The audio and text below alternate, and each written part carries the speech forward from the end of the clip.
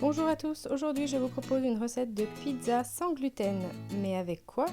Ça commence par de la farine de quinoa et millet. J'en ai préparé un verre et cela fait 150 g environ.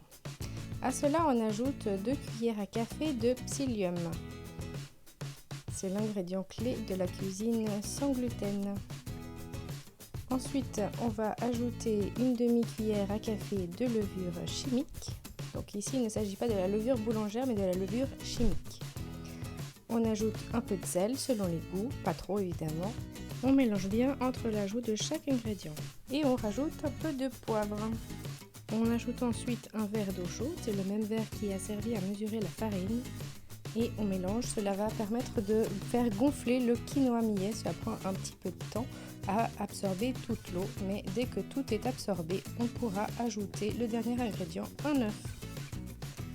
On mélange bien, la pâte restera donc collante.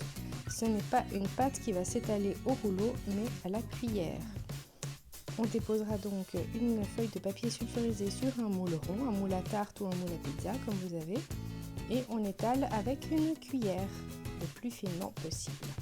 Le four est actuellement en train de préchauffer à 180 degrés. On va pouvoir enfourner notre pizza pendant 14 minutes à blanc. Cela veut dire sans la sauce. Pendant ce temps, on prépare des tomates avec un petit peu d'ail en poudre que l'on va mixer. La pâte étant prête, on peut verser la sauce sur la pâte.